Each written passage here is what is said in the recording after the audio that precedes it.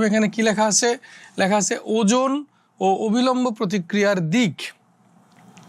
Friction বুঝতে হলে, friction এর গাণিতিক সমস্যাগুলো সলভ করতে হলে আগে আমাদের ওজন এবং অভিলম্ব প্রতিক্রিয়া কি এবং এগুলোর ডিরেকশন কোন দিকে হয় সেটা আমাদের আগে জানতে হবে। তো দেখো, প্রথমে আসি ওজনে।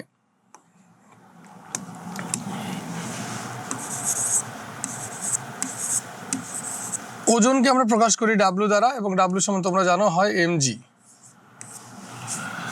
এখন ওজন কি? ওজন হচ্ছে কোনো বস্তুর ওপর পৃথিবীর আকর্ষণ, অর্থাৎ কোনো বস্তুকে পৃথিবী যে বলে আকর্ষণ করে ওইটাই ওই বস্তুর ওজন।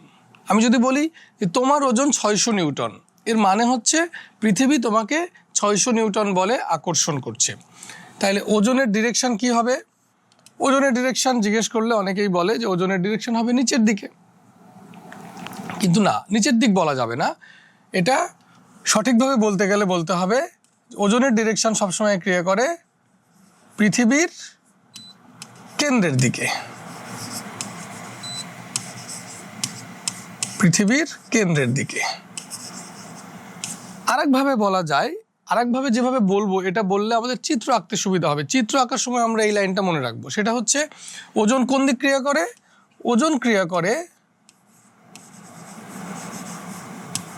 ভূমির সাথে, ভূমির সাথে মানে ভূপৃষ্ঠের সাথে লম্বভাবে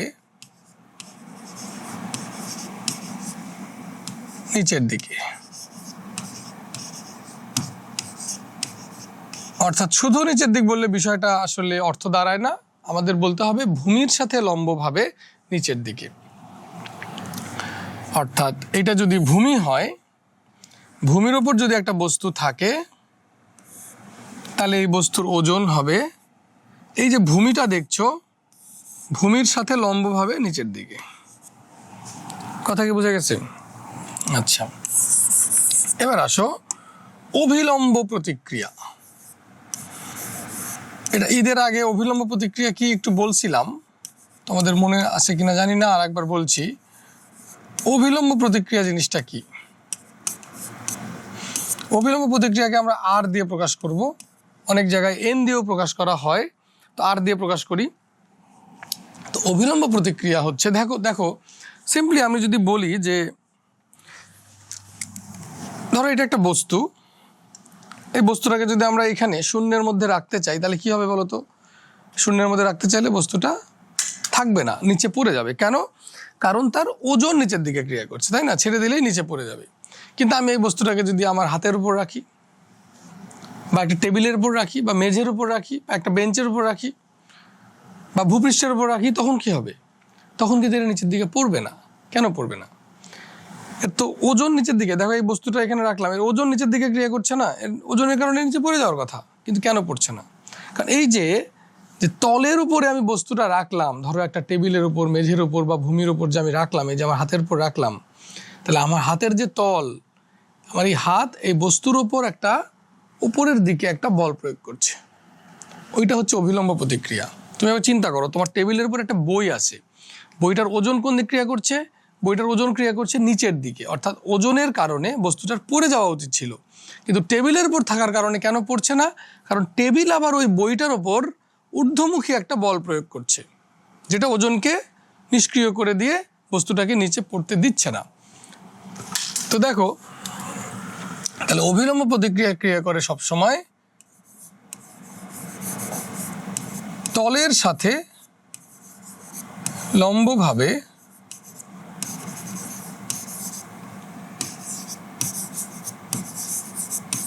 ওপরের দিকে। ওকে, তলের সাথে লম্বভাবে ওপরের দিকে। তাহলে অভিলম্ব প্রতিক্রিয়া জিনিসটা কি বললাম বলো? অভিলম্ব প্রতিক্রিয়া জিনিসটা হচ্ছে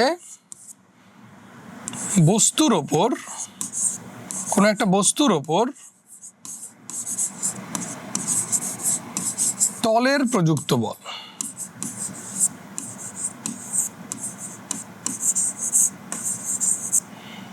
কি বললাম? অভিলম্ব প্রতিক্রিয়া হচ্ছে বস্তুর ওপর তলের প্রযুক্ত বল, অর্থাৎ টেবিলের উপর যদি তুমি একটা বস্তু রাখো তাহলে টেবিল বস্তুকে যে বল দিচ্ছে সেটাই হলো অভিলম্ব প্রতিক্রিয়া। কোনো মেঝের ওপর যদি তুমি একটা বস্তু রাখো তাহলে মেঝে ওই বস্তুর উপর যে বল দিচ্ছে সেটাই হচ্ছে অভিলম্ব প্রতিক্রিয়া। অর্থাৎ অভিলম্ব প্রতিক্রিয়া আমাদের আসবে সলিড সারফেস থেকে, কঠিন তল থেকে। যেমন ধরো আমরা একটা মেঝের উপর যখন দাঁড়ায় থাকি আমরা কেন নিচে পড়ে যাই না? আমাদের ওজন তো নিচে ক্রিয়া করছে, আমাদের পড়ে যাওয়ার কথা, কিন্তু মেঝে আমাদের উপর একটা বল প্রয়োগ করে। আবার ধরো তুমি যদি পানির উপর যে দাঁড়াতে চাও, দাঁড়াতে পারবা? দাঁড়াতে পারবা না, তোমার ওজন নিচের দিকে ক্রিয়া করবে, কিন্তু পানি তোমার উপর সেই পরিমাণ বল প্রয়োগ করতে পারবে না, যার কারণে তুমি নিচে পড়ে যাবা। কাদার মধ্যে দাঁড়াতে গেলে কি হয়? আমাদের পা কি কাদার উপর স্থির হয়ে দাঁড়াতে পারে না? পা কাদার ভিতর ঢুকে যায়। কেন ঢুকে যায়? কারণ কাদা ওই পরিমাণ অভিলম্ব প্রতিক্রিয়া দিতে পারে না। অভিলম্ব প্রতিক্রিয়া দিতে পারে শুধু যারা কঠিন তল, সলিড সারফেস যারা, তারাই দিতে পারে। আচ্ছা, তাহলে এটা গেল অভিলম্ব প্রতিক্রিয়ার ডিরেকশনটা আমরা বুঝলাম। এখন দেখো, ধরো এটা হচ্ছে ভূমি,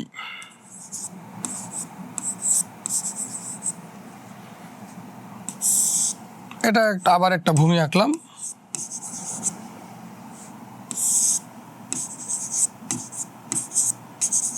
এটাও ভূমি আঁকলাম। তো ভূমি মানে ভূপৃষ্ঠ, সবসময় এটা সমান্তরাল, হরাইজন্টাল হয়। ভূমি সবসময় এরকম হবে। আমরা যখন ভূমি আঁকবো, ভূপৃষ্ঠ আঁকবো, সবসময় এভাবেই আঁকতে হবে। কিন্তু বস্তু কার ওপর থাকে বলো তো? বস্তু কিন্তু সবসময় ভূমির ওপর থাকে না। বস্তু যার ওপর থাকে তাকে আমরা বলি তল। কি বলি? বস্তু যার উপর থাকবে তাকে আমরা বলবো তল। বস্তু যদি ভূমির উপর থাকে তাহলে ভূমিটাই তল। বস্তু যদি টেবিলের উপর থাকে তাহলে টেবিলটা তল। বস্তু যদি দেয়ালে থাকে তাহলে দেয়ালটাই তল। তো ধরো এইগুলা ভূমি। তো এবার দেখো, ধরো এটা একটা তল, তার মানে এই তলটা, এই যে হলুদ লাইন টানলাম, এটা হচ্ছে তল, যেটা ভূমির সাথে সমান্তরালে আছে। তাহলে তল ভূমির সাথে সমান্তরালে আছে, তাহলে এই তলটাকে বলে আনুভূমিক তল।